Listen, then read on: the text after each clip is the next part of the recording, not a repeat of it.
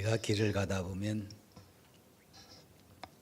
차가 고장나서 엔진을 열어놓고 누군가를 기다리면서 발을 거르는 이들을 볼 수 있습니다.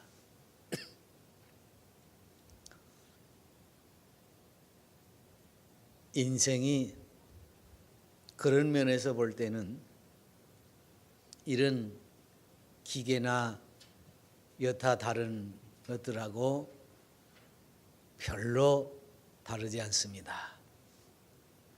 평상시에 잘 다독여 놓지 않으면, 정비하지 않으면 불행을 초래하게 되는 것은 매한 가지입니다.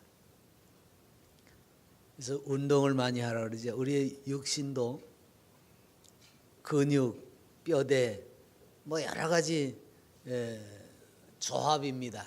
그래서 그것이 원활하게 움직일 수 있도록 평소에 운동을 잘 하고 또 음식도 조절하고 그렇게 정비를 잘 해두면 오래 가고, 그렇지 않으면 아프고 또 다치고 이런 일들이 많이 발생을 합니다. 그래서 인생도 복된 삶을 살려고 하면 육신도 잘 정비하고 영도 잘 정비해서 하나님의 뜻대로 살 수 있어야 합니다. 그래서 오늘은 과연 인생이 스스로를 어떻게 정비를 해야 할까 하는 문제점들을 가지고 이야기를 나눕니다. 그 첫째가 생각을 정비해야 됩니다.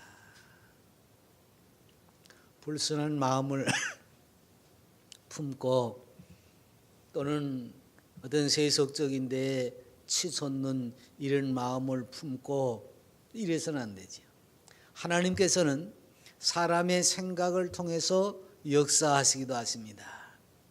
그래서 마음의 생각이 부실한 사람은 하나님의 역사를 체험할 수 없습니다.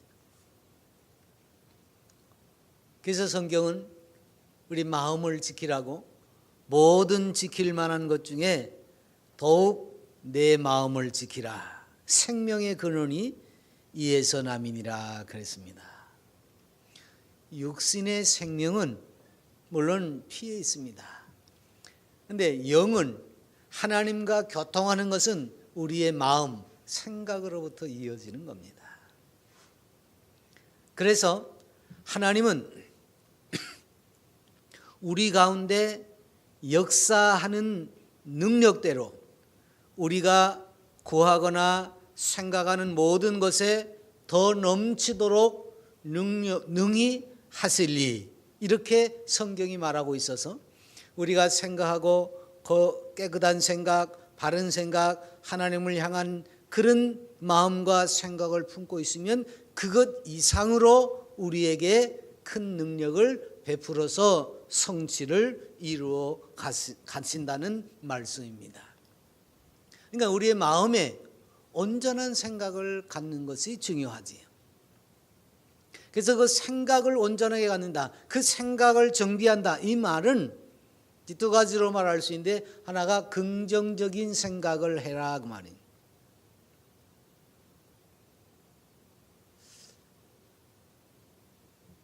이 세상은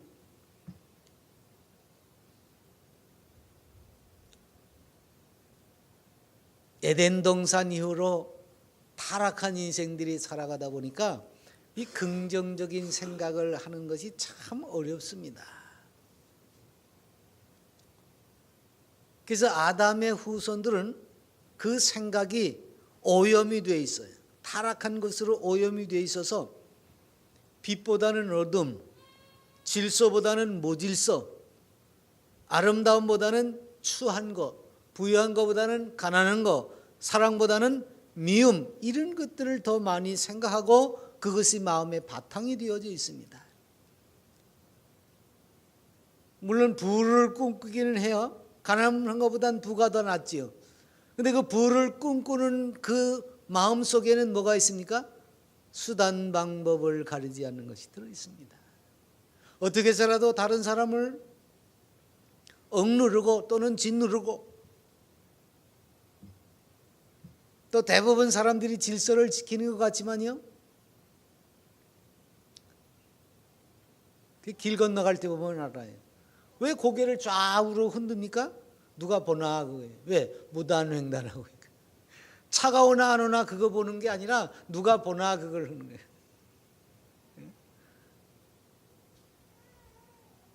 그게 질서를 추구하고 있다고 하면서도 우리의 마음이 그런 쪽으로 많이 기울어져 있기 때문에 세상이 혼탁한 거지.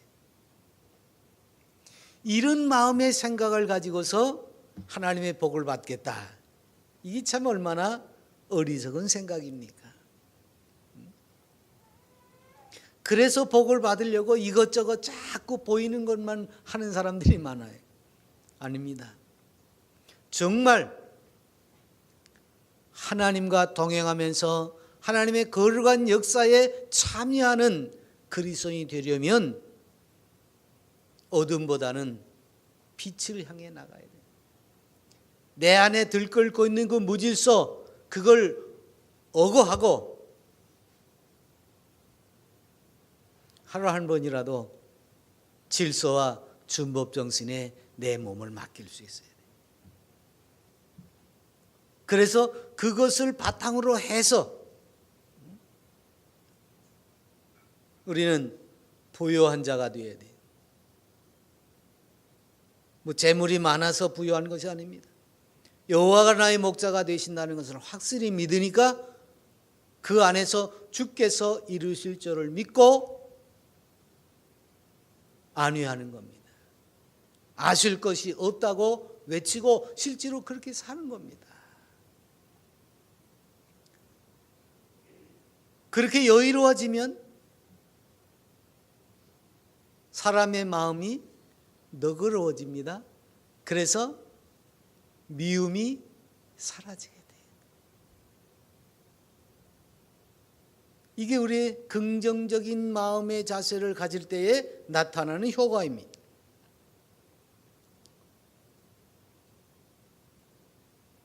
또 생각을 정비한다는 것은 두 번째로 적극적인 생각을 갖는다는 겁니다. 늘 소극적으로만 살기 때문에 나 같은 것이 뭐 하는 생각이 우리의 마음에 있습니다. 에이, 난 안 돼. 난 못해. 그래서 애기들한테도 안 된다는 말 잘 하지 말라잖아요. 근데 우리는 안 된다는 말이 입에 배가지고 이것도 안 돼, 저것도 안 돼, 안 되만 합니다.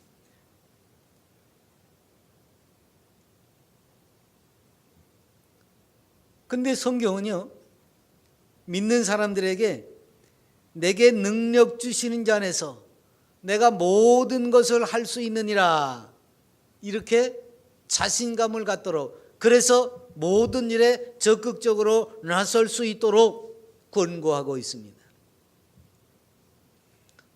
이런 출애굽의 역사가 시작이 되고 이제 가나안을 눈앞에 뒀습니다. 애굽에서 나왔습니다. 이제 가나안을 앞에 뒀어요. 근데 각 지파별로 한 사람씩 모아서 그 가나안 땅을 탐지하도록 보냅니다. 그래서 12명이 가서 앞으로 우리가 들어가서 살 땅이다 그러면서 돌아봤어요. 그리고선 돌아와서 탐지한 그 사실을 보고하는데 보고하는 내용이 갈라졌어요. 대다수가 10명이 가서 우리가 탐지를 했더니 우리는 가서 그 백성을 칠 수 없습니다. 그 사람들은 우리보다 강합니다. 그 땅을 보니까 거주민을 삼키는 땅입니다. 거기 사는 사람들은요, 신장이 큽디다. 거인이 띠다. 그 사람들이 우리를 볼 때 아마 이게 사람이 아니고 메뚜기인가 보다 이렇게 봤을 거예요. 우리가 우리를 봐도 그 사람들 앞에 서니까 메뚜기보다 못하게만 보입디다. 그러니 그 땅에 들어갈 생각하지 맙시다. 분명히 하나님께서 약속하신 땅입니다. 그 앞에다 젖과 꿀이 흐른다고 말씀을 하셨습니다. 얼마나 땅이 좋으면 거기서 사는 사람들이 거인처럼 장대하겠습니까? 잘 먹고 잘 사니까 그렇겠지. 근데 그 사람들을 우리는 이길 수 없습니다. 그래서 백성들이 전부 들고 일어나서 웁니다. 차라리 애굽에서 죽었으면, 아니 애굽에서 나와서 지금 며칠 됐지만 광야에서 죽었으면 좋았을 것을 이젠 약속의 땅이라고 들어가서 거기서 죽어야 된단 말이냐, 그러면서 우는 거예요.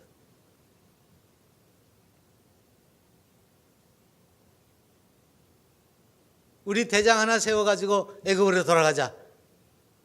여기보다는 낫겠지 애굽이. 그리고선 모든 백성들을 불안에 떨게 만들었어요. 안 된다, 못한다, 이 한마디에 온 백성이 지금 불안에 떨고 도망칠 궁리를 하고 있습니다. 그런데 그 중에 두 사람, 여호수아와 갈렙이 그들의 말을 반박하면서 이야기합니다. 우리가 정탐한 땅 참 아름다운 것입니다. 하나님이 기뻐하시면 능히 우리를 그 땅으로 인도하여 들이실 겁니다. 그 땅 우리에게 주실 텐데 뭐이 걱정입니까? 그 땅 사는 사람들 크다고 두려워하지 마십시다. 그들은 우리 밥이야, 우리의 먹이야. 그들의 보호자는 이미 그들에게서 떠났고, 뭐 보호자가 있기나 있었겠습니까? 물론 사단이 쥐고 있었겠지만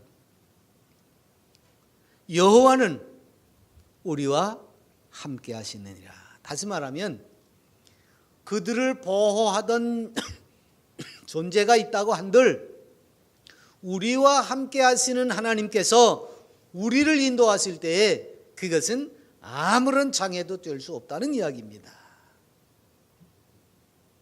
비록 눈에 보이지는 현상은 장대한 이들이고 그 위력이 우리가 상대할 수 없을 정도인 것처럼 보였지만 그 땅은 하나님이 약속하신 땅이라는 사실입니다. 그거 하나를 믿으니까 그 장대한 사람도 우리의 먹이라고 할 수 있었어요. 얼마나 적극적인 생각입니까? 그래서 이때 이 소극적인 정탐 보고를 한 10사람은요, 그 후에 바로 죽고 그 소극적인 보고 때문에 들고 일어났던 백성들은요, 하나님이 너네들은 가나안에 들어갈 자격이 없다, 그래서 40년 동안 광야를 헤매는 동안 그 사람들이 다 죽게 하셨습니다. 그리고 그 후대에 태어난 사람들이 가나안에 들어가게 하셨어요. 물론 여호수아와 갈렙이 거기에 포함이 됐습니다. 하나님이 말씀하신 것은 우리 사람의 눈으로 보는 것으로 판단해서는 안 됩니다.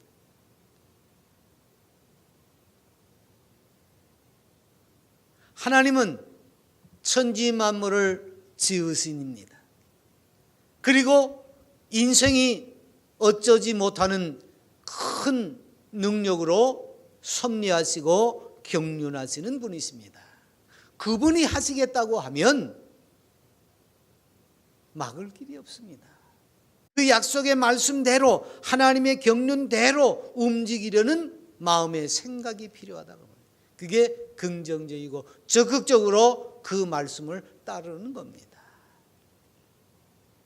그 다음에 크게 두 번째로는 우리의 꿈, 소망을 정비해야 됩니다. 모든 사람들이 바람이 있습니다.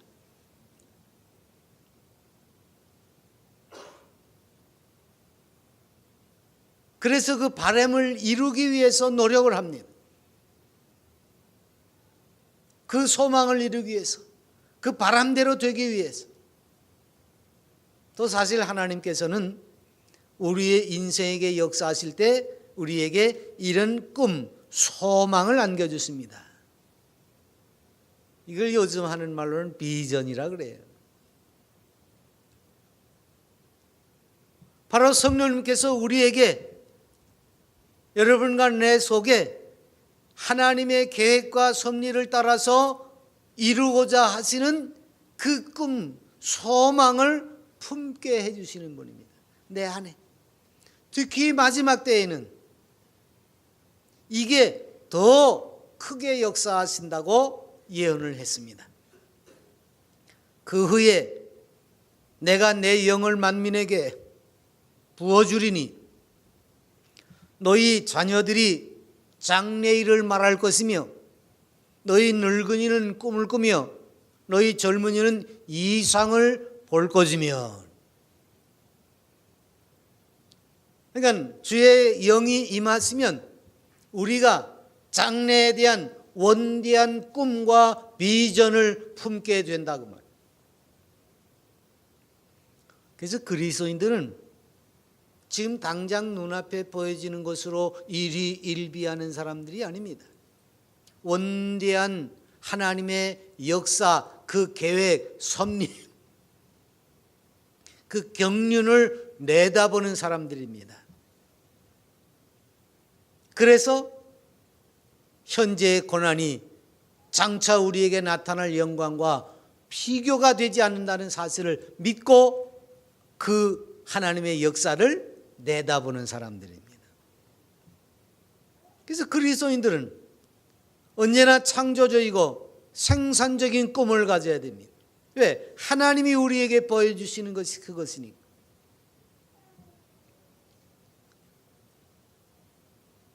근데 교회가 타락하고 신앙이 변질되니까 어떻습니까? 하나님의 뜻과 경륜과 섭리에 꿈과 소망을 품는 것이 아니라 여행수를 바랍니다. 기복신이라는 게 뭐예요? 여행수를 바라는 겁니다. 그래서 마치 수도 종교를 갖고 있는 사람처럼 열심히 빌러 다니는 사람들이 있어요.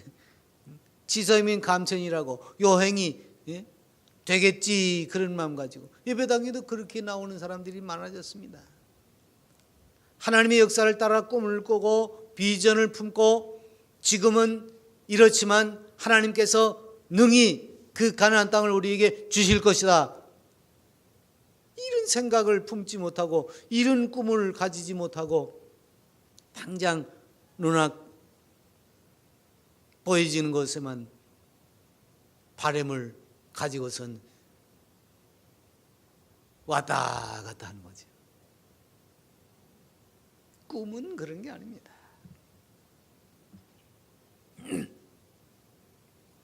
하나님은 우리에게 구체적으로 그 말씀으로 우리의 장래일을 보여주시는 분입니다. 그래서 그걸 우리는 우리의 삶 속에 적용하고 나가는 거지 막연한 여행을 바라고 나오는 게 아닙니다. 열심히 빌면 뭔가 이루어지겠지 그런 자세로 오는 게 아닙니다.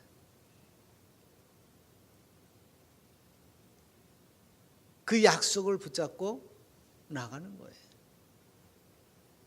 그래서 기록된 바 내가 너를 많은 민족의 조상으로 세웠다 하심과 같으니 그가 믿은 바 하나님은 죽은 자를 살리시며 없는 것을 있는 것으로 부르시는 이신이라 그랬어요. 여기 없는 것이 뭡니까? 우리 눈앞에는 없으니까 없는 거지요. 눈앞에 안 보이는 게 그게 있는 겁니까? 없는 거지요. 근데 그것을 있는 것으로 부르신다고 말이에요. 어떻게? 내 안에 꿈과 소망을 통해서만 이게 가능하죠. 이런 소망이 없으면요, 없는 것을 있는 것으로 생각하고 말할 수 없어요.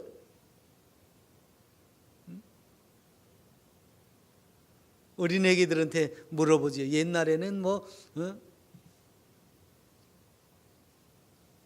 대통령이 되겠다는 사람들이 그렇게 많고, 육군 대장이 되겠다는 사람들도 많고, 어린애기들이 너 커서 뭐가 될래? 그러면 많은 그 위인들을 이야기했습니다. 근데 요즘들은 또 안 그렇더라고요. 그러다 보니까 세상이 어떻게 변합니까? 그 예전에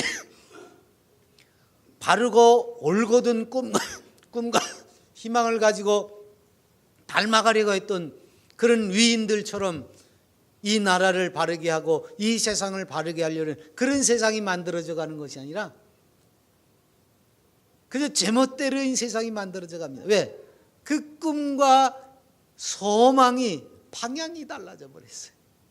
세상을 바르게 하고 세상을 아름답게 하고 질서 정연하게 하고, 그래서 목에 칼이 들어와도 바른 말을 하고, 이런 사람들이 멋있게 보여서 나는 그런 사람이 될 거다라고 꿈을 키워왔는데 이제는 그런 사람들이 없어졌어요. 그저 수단 방법을 가리지 않고 출세하고 수단 방법 가리지 않고 돈 벌고 이렇게 하다 보니까 세상을 바르게 이끌어갈 수 있는 길이 점점 사라져 버렸습니다. 거기에 그리스도인들까지 한몫 거들고 있으니 이 세상이 온전하겠습니까? 그래서 우리는 바로 정말 우리들의 꿈, 우리들의 소망을 하나님의 공의를 이루는 것으로, 하나님의 정의가 이루어지는 그 세상을 만드는 것으로 품어야 되는 겁니다. 그런 세상을 만들기 위해서 꿈을 꿔야지, 엉뚱한 세상을 꿈을 꾸니까 세상이 지금 이렇게 이상하게 되는 겁니다. 그래서 우리가 바른 꿈을 꾸고 그 꿈을 이루기 위해서 하나님 앞에 나가는 거죠. 왜? 성경은 내가 너희에게 말하느니 무엇이든지 기도하고 구하는 것은 받은 줄로 믿으라. 그리하면 너희에게 그대로 되리라. 우리가 바른 꿈을 품고 하나님의 그 정의 앞에서 살게 되면 우리가 기도하는 대로 이루어진다고 말이에요. 구한 것을 어떻게 받은 줄로 믿을 수 있습니까? 왜? 보이지 않는 것이지만 이미 내 손에 쥔 것입니다. 우리의 먹이라 그런 표현을 어떻게 할 수 있습니까? 하나님이 약속하신 땅이니까 그 땅이 우리의 터전이라고 하는 것을 확실하게 아는데, 믿는데, 그러면 거기 사람들이 거인이든지 무슨 힘이 세든지 이게 무슨 상관이냐 그 말이에요. 넉넉히 이길 수 있다는 표현입니다. 이미 내 손에 쥐어진 것과 마찬가지입니다. 실제로 그래서 40년 뒤에 여호수아가 앞장서서 그 가나안을 점령하고 말지 않습니까? 이걸 여호수아와 갈렙은 40년 전에 본 거예요. 구한 대로 받은 줄로 아는 거지요. 그래서 히브리서에 그렇게 말했어요. 믿음을 이야기하면서 믿음은 바라는 것들의 실상이요 보이지 못하는 것들의 증거다.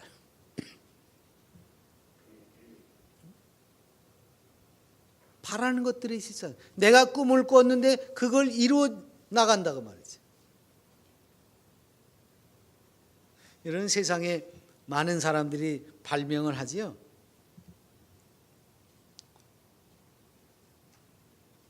얼마 전 신문에 그런 게 났더라고요.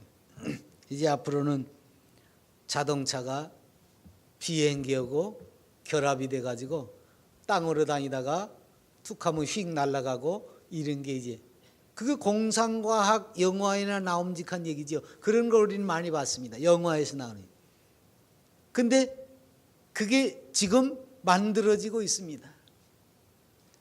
그 조그마한 저 비행기가 이륙하려면 우리 큰 비행기는 하늘에서 날아가는 것이 시속 800-900km지요. 이륙하려면 적어도 400-500km를 냅다 달려야 올라설 수 있습니다. 근데 이 작은 비행기는 시속 230km만 달려도 일어날 수가 있대.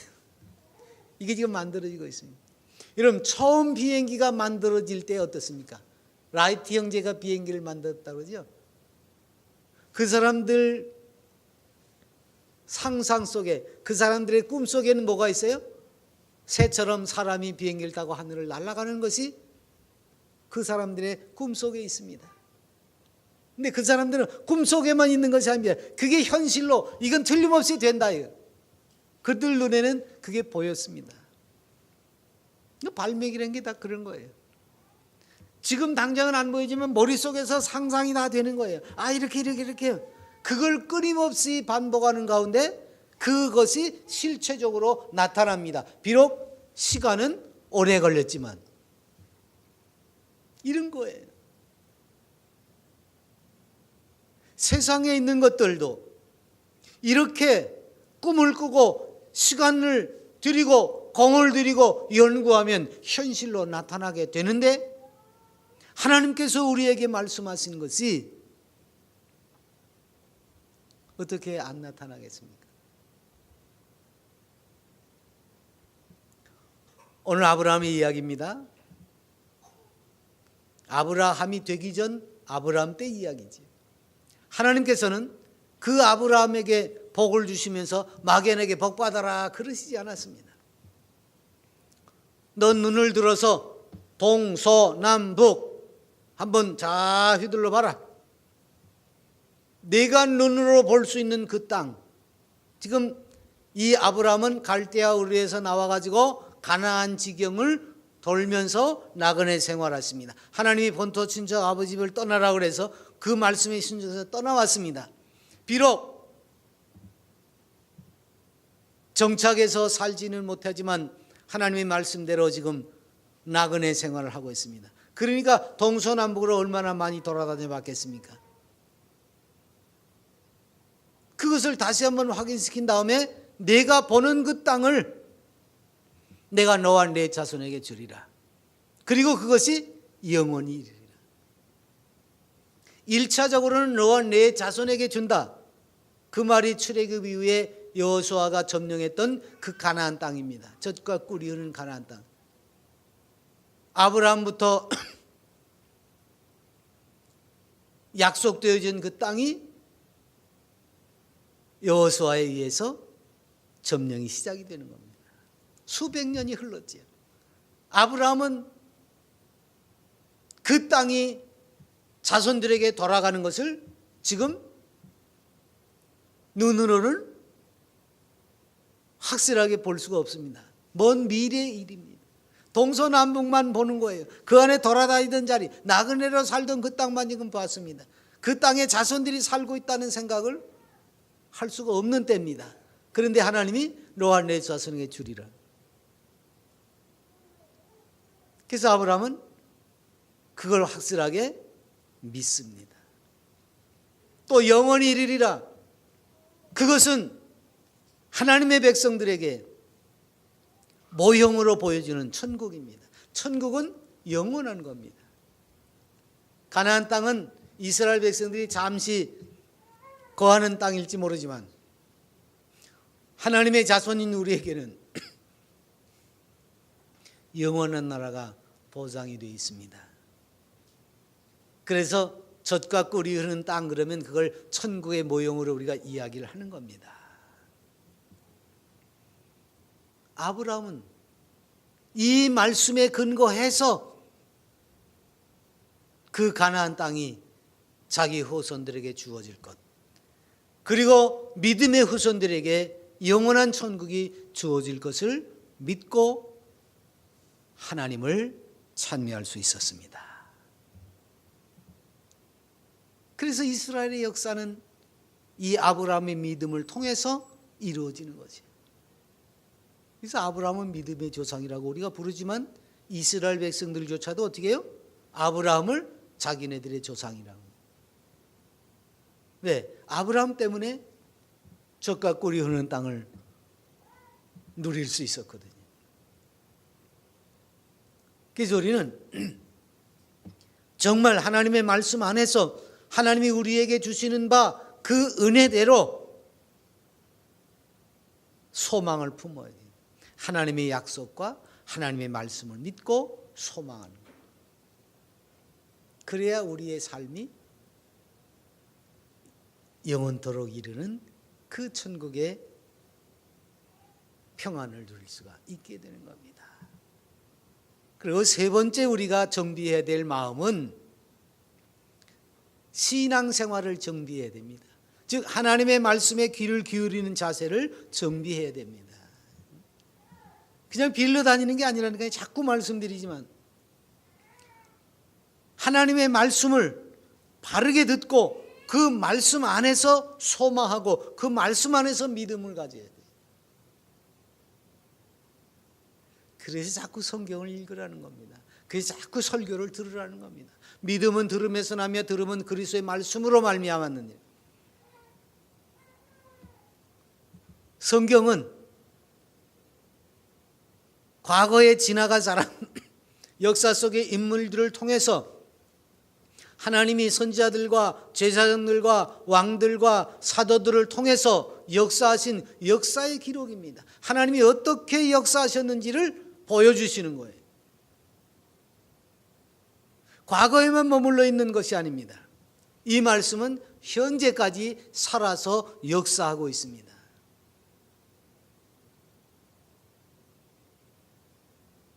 그래서 성경 말씀을 읽으면 정말 사모하는 마음으로 읽고 그 말씀이 내 마음을 회오리처럼 감돌 때가 있습니다. 걷잡을 수 없는 충격으로 마치 방망이를 두드리는 것처럼 다가올 때가 있습니다. 이게 과거에 일어났던 사건을 통해서 지금 내게 말씀하시는 하나님의 특별한 은혜입니다. 그래서 그 말씀이 내게 특별한 은혜를 주어질 때에 내가 굳건한 믿음을 가질 수 있습니다. 또는 설교를 들으면서 어떤 말씀이 불길처럼 혹은 비수처럼 혹은 아늑한 봄 기운처럼 내 마음을 헤집고 들어올 때가 있습니다. 기도하면서 찬송하면서 하나님께서 말씀을 생각나게 하시고 일깨워 주셔서 내 속에 하나님의 음성을 듣게 하실 때가 있습니다. 그래서 우리는 하나님의 말씀을 늘 가까이 해야 되고 경청해야 돼요.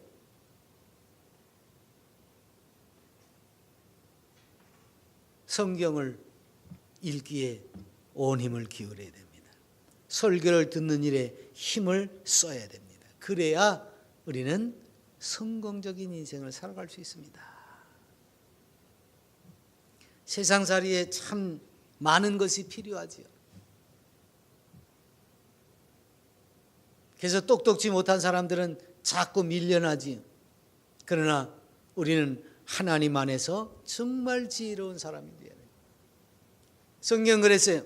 너희 중에 누구든지 지혜가 부족하거든 모든 사람에게 후히 주시고 꾸짖지 아니하시는 하나님께 구하라. 그리하면 주시리라.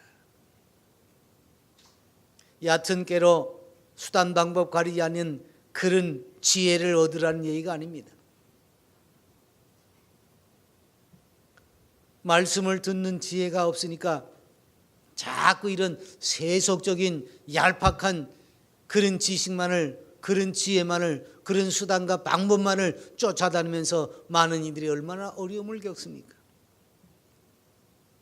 하나님의 지혜를 구해야만 위기를 극복하고 하나님께 영광을 돌릴 수 있는 사람이 되는 것입니다.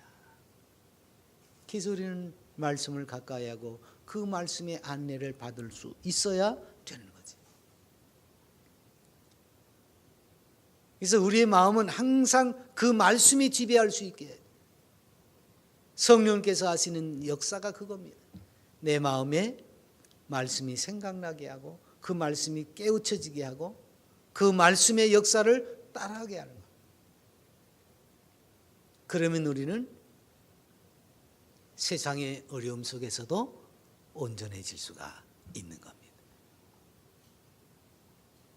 그리고 이제 네 번째로는 우리의 믿음을 선언하는 자세를 정비해야 됩니다.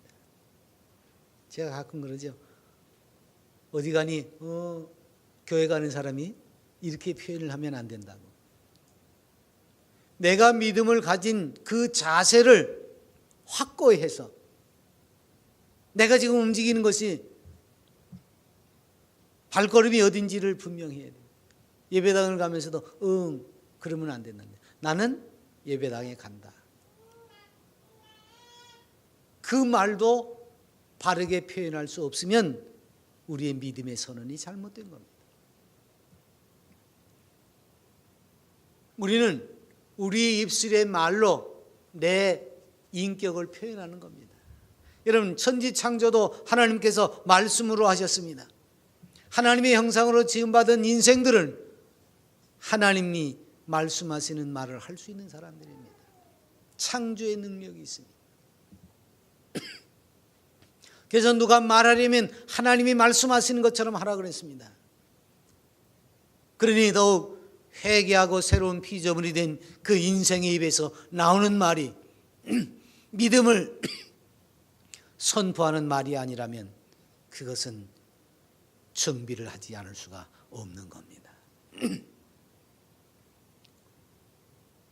주님 살아계실 때에도 많은 기적과 이사를 보여주셨지만 주님 부활하신 다음에 승천하시고 나서 제자들만 땅에 있을 때 그 제자들은 주님의 말씀을, 주님의 능력을 입으로 선포하는 일에 앞장을 섰습니다.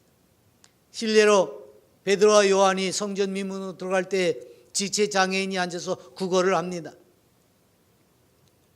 그때 내가 돈 한 푼 없다.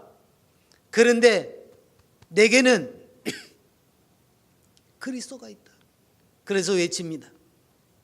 은과 금은 내게 없거니와 내게 있는 이것을 내게 주노니 나사렛 예수 그리스도의 이름으로 일어나 걸어라. 주님께 기도하는 것도 아니었어요. 그 말 속엔 뭐예요? 주님이 능히 하시리라는 것을 믿고 그 다음에 일어나서 걷는 것을 보고 외치는 거예요. 그게 믿음의 선언입니다. 그러니까 그 사람이 일어서서 걷기도 하고 뛰기도 하고 하나님을 찬송했다 그랬어요.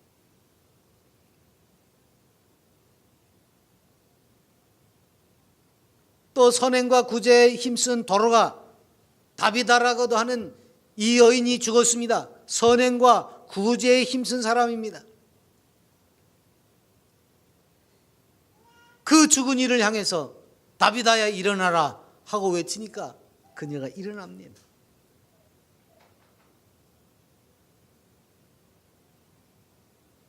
하나님의 말씀이 천지를 창조하셨듯이 하나님의 형상을 담고 그 형상을 회복한 그리스도인들의 입속에는 이러한 권능이 있습니다. 그래서 우리는 우리의 입술을 통해서 내 믿음을 견고하게 할 필요가 있는 겁니다. 잠언서에 보면 내 입의 말로 내가 얽혔으며 내 입의 말로 인하여 잡히게 되었느니라. 이거는 좋은 의미로 쓰여진 말이 아닙니다. 보정을 잘못 쓰고 어떤 일에 실수한 사람에게 하는 말입니다. 그게 왜 그렇게 잘못됐는지 아냐? 내 입 때문에 그랬다고. 여러분, 우리도 그런 말 많이 하죠. 그놈의 주동이 그래가면서 입으로 말 잘못해가지고 일이 틀어진 걸 가르칠 때 그렇게 말하지요. 이게 그 말이에요. 그놈의 조동아리 때문에 내가 지금 신세를 망쳤다 그 얘기예요. 여러분, 세상 일에 빠지는 것도 우리의 입이 실수해서 잘못해서 그릇된 말을 해서 이렇게 망가진다고 하면, 입 때문에 망가진다고 하면 영적인 일은 얼마나 더하겠습니까? 이걸 우리 한번 생각해 보라는 얘기입니다. 이 세상에서 일어나는 일들도 우리 입 한번 잘못 놀려가지고 낭패를 당하게 된다고 하면 영적인 일에는 얼마나 큰 일이 벌어지겠느냐 그 말입니다. 더군다나 우리는 하나님의 형상으로 천국 백성이 되지 않았습니까? 그러니 그 입으로 얼마나 큰 일을 할 수 있는지 한번 생각해 보시기 바랍니다. 그래서 창조주 하나님을 믿는 그리스도인들은 담대한 믿음을 선언해야 됩니다. 부정적인 말 금해야 됩니다. 오직 성경에서 나타내는 하나님의 약속의 말씀을 시인하면서 그 말씀이 내 삶을 좌우하는 것을 믿고 우리의 입이 긍정적이고 적극적이고 소망적인 말을 나타낼 수 있어야 됩니다. 그리고 내 안에서 이루어지고 있는 이 구원의 역사를 선포할 수 있어야 돼요. 우리 주님 그랬습니다. 진실로 너희에게 이르노니 무엇이든지 너희가 땅에서 매면 하늘에서도 매일 것이요 무엇이든지 땅에서 풀면 하늘에서도 풀리리라. 그만큼 우리의 삶 속에 큰 권능의 역사로 함께 하시겠다. 그만큼 우리에게 큰 능력을 주시겠다는 겁니다.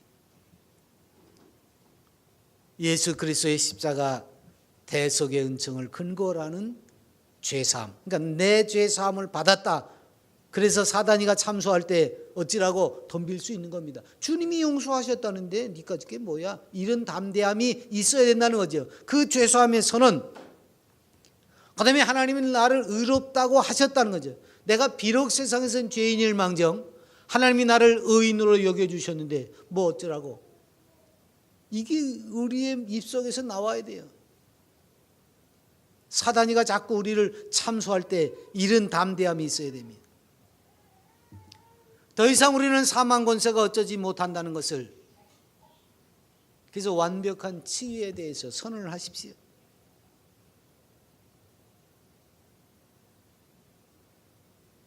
좀 몸이 불편하고 힘들고 고통이 있을 수는 있습니다. 그러다가 또 죽을 수도 있어요. 그러나 그것이 우리의 끝이 아니잖아요. 우리에게는 영원한 생명이 보장됐다고 해요. 그걸 우리는 믿기에, 그걸 선언하면서 오히려 하나님을 기뻐하고 즐거워할 수가 있는 것입니다. 그래서 주의 은총이 있는 사람들은 세상에서 낭패와 실망을 당할 때 또는 저주와 빈곤에서 허덕일 때 그것으로부터 벗어났다. 주가 나와 함께 하심으로 이 모든 것으로부터 나는 자유로워졌다. 그래서 진리를 알지니 진리가 너희를 자유롭게 하리라. 죄에서도 자유롭고 세상 구차한 삶에서도 자유롭고 또 이런저런 대인관계에서 억눌림에서도 자유로워졌다는 사실을 우리는 선언해야 돼요. 왜? 믿음으로. 아브라함이 복의 사람입니다. 우리는 그에게 믿음을 계승한 사람입니다. 그래서 우리도 마찬가지로 복 있는 사람입니다. 소극적인 표현을 하지 말고 태도를 바꿔서 주 안에서 큰 꿈과 소망을 안고 긍정적인 표현을 할 줄 알아야 됩니다. 그리고 자유를 선언해야 됩니다. 하나님은 나에게 생명을 얻고 더 풍성히 얻게 하시려고 예수 그리스도를 보내셨습니다. 그 그리스도 안에서 누리는 우리의 참된 자유와 참된 소망과 그리고 하나님께서 이루어놓으신 그 영원한 나라의 안식이 우리 속에서 넘치게 하셨습니다. 그 하나님이 지금도 임마누엘로 우리와 함께 하십니다. 그 하나님을 찬미하면서 자유로운 영혼이 되시기 바랍니다. 기도합니다.